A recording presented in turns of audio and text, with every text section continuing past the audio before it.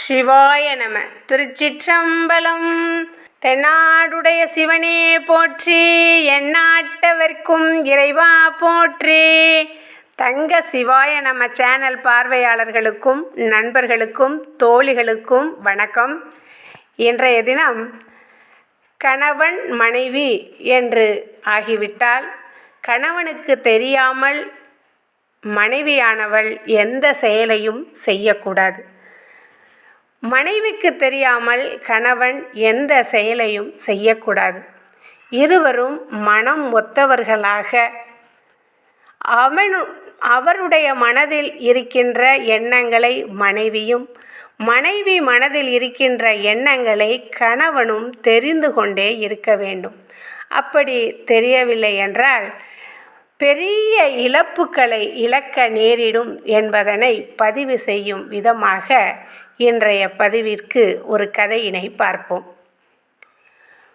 ஒரு பெரிய அடர்ந்த காட்டில் ஒரு வைத்தியரும் அவருடைய மனைவியும் நீண்ட நாட்களாக வாழ்ந்து கொண்டு இருக்கின்றார்கள்.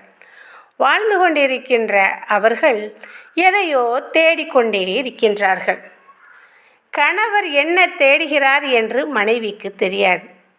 வைத்தியரும் மனைவியிடம் இந்த பொருளைத்தான் நான் தேடிக்கொண்டிருக்கிறேன் என்று ஒரு நாள் கூட சொன்னதில்லை. மனைவியின் வேலை அலைந்து திரிந்து வரும் கணவருக்கு உணவு சமைத்து வைப்பது, பரிமாறுவது, கைகால்களை அமுக்குவது போன்ற பணிவிடைகள்தான் என்று நினைத்து வைத்தியர் மனைவியை ஒரு வேலையாள் போன்றேதான் வைத்திருந்தார். நாம் எதை தேடுகின்றோம் என்று அவளிடம் ஒருபொழுதும் சொன்னதும் இல்லை. அவள் மனம் கேட்க நினைத்தாலும் ஏனோ வாய் கேட்கவில்லை. எதையோ கணவர் தேடுகின்றார், என்னவென்று தெரியவில்லையே என்று மனதிற்குள்ளேயே வைத்துக்கொண்டே கணவரை கவனித்து கொண்டே வருகின்றார்.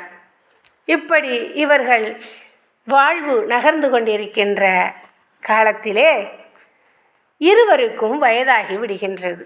ஆனாலும் அந்த வைத்தியரோ தேடுவதை நிறுத்தவே இல்லை.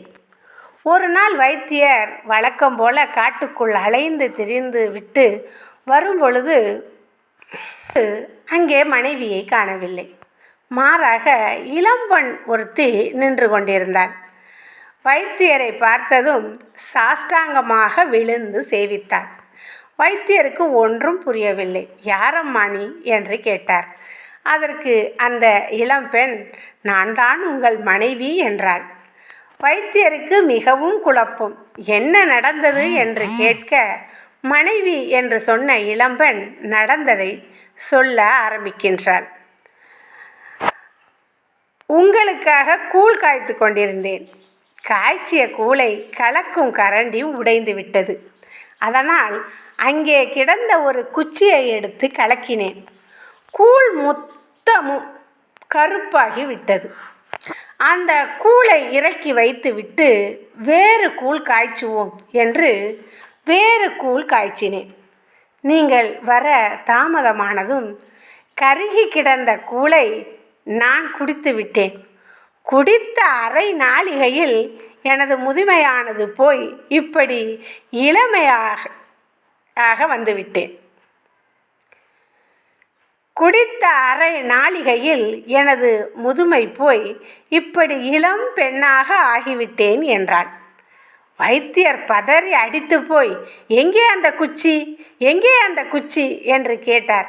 எதற்கு என்று கேட்டாள் இளம்பெண். இதைத்தானே நான் இத்தனை ஆண்டுகளாக தேடிக்கொண்டிருந்தேன் என்று கேட்க, அதற்கு அந்த மனைவி, அதை நான் அடுத்த கூழ் காய்ச்சும் பொழுது அடுப்பில் வைத்து எரித்து விட்டேனே என்றாள். வைத்தியர் நெஞ்சடைத்து மயங்கி சாய்ந்தார். இதன் மூலம் என்ன தெரிகிறது என்றால், பெண்டாட்டிக்கு தெரியாமல் எதுவும் செய்யக்கூடாது என்பது புரிகின்றது.